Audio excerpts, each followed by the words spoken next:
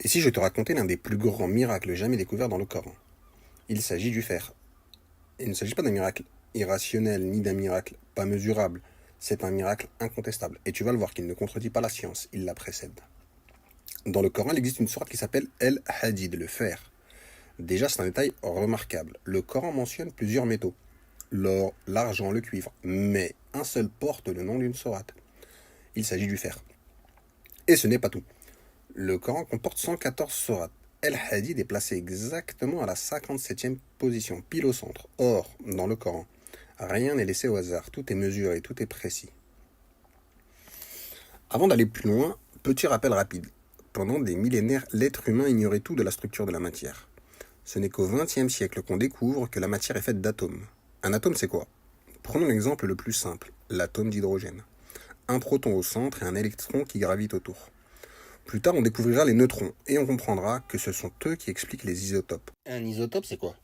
Un isotope, c'est un atome du même élément, avec le même nombre de protons, mais un nombre différent de neutrons. Exemple, le carbone a toujours 6 protons, mais il existe plusieurs isotopes. Le carbone 12, carbone 13, carbone 14.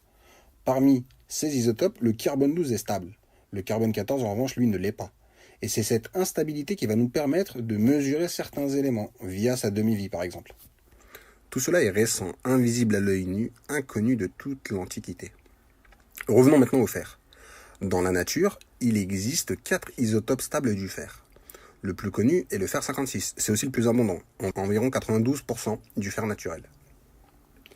Mais celui qui intrigue les physiciens, celui qui nous intéresse ici, c'est le fer 57. Le fer 57 est composé de 26 protons, c'est son numéro atomique, de 31 neutrons et de 26 électrons. 26 plus 31 égale 57 nucléons, voilà pourquoi on appelle le fer 57. Exactement comme le numéro de la sourate. Coïncidence? Peut-être, mais attends la suite. Si l'on calcule maintenant la valeur abjadique du mot al-hadid, un système comparable à ce que font les juifs avec la guématria. Chaque lettre possède une valeur numérique. On obtient la valeur de 57, comme le numéro de la sourate, comme l'isotope du fer qui intrigue la physique. Là, on commence à sortir du simple hasard. Et justement, dans la sourate al-Hadid, il y a un verset qui nous parle du fer. Nous avons fait descendre le livre et la balance, afin que les gens établissent la mesure exacte.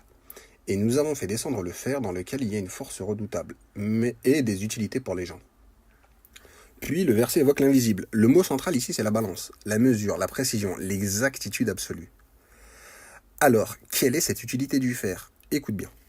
En 1958, une expérience permet enfin de mesurer avec une précision infinitésimale certains effets prédits par la relativité générale d'Albert Einstein. Cette théorie bouleverse la vision newtonienne. Le temps et l'espace ne sont plus absolus, ils sont affectés par masse et énergie. Cette expérience repose sur le fer 57. Grâce à son extrême stabilité nucléaire, il permet de détecter des décalages d'énergie d'une finesse inimaginable. Ce que Newton ne pouvait pas expliquer, ce que l'œil humain ne pouvait pas voir, le fer 57 l'a rendu mesurable.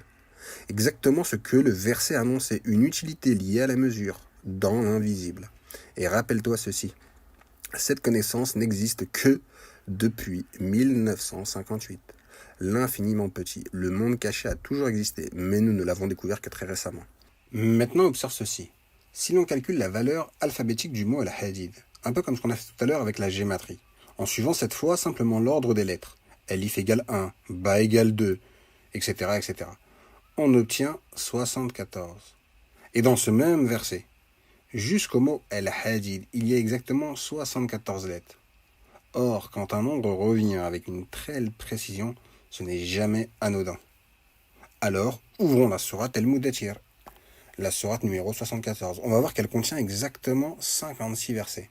Et là, tout de suite, un détail est frappant. Tous les versets sont extrêmement courts. 2 mots, 3 mots, 4 mots. Sauf un. Le verset 31. Il contient exactement 57 mots. 57 mots comme le fer 57. Au verset 31, comme les 31 neutrons. Et si l'on lit la sourate depuis la fin, ce verset devient le 26e. Si bien que l'on retrouve notre triptyque, exactement la même structure, 57, 26 et 31, comme le fameux isotope du fer qui permet de mesurer l'infiniment petit. Tout à l'heure, nous avons calculé la valeur abjadique du mot, sans pour autant rentrer dans le détail de la composition. Prenons maintenant le temps de le décomposer. On voit que le mot al-Hadid se compose de 2 parties. D'abord el, l'article défini en arabe, l'équivalent de le en français, puis hadid qui signifie fer. Si l'on calcule séparément leur valeur abjadique, on constate que al vaut 31 et que hadith vaut 26. En les additionnant, on retrouve exactement la même structure. 31, 26 et 57.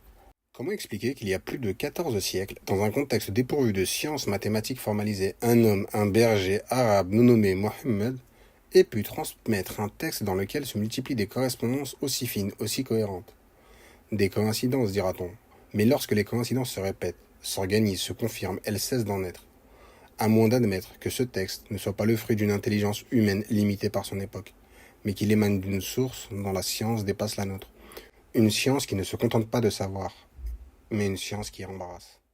إنما إلهكم الله الذي لا إله إلا هو وسع كل شيء علما سبحان الله عما يصفون وسلام على المرسلين والحمد لله رب العالمين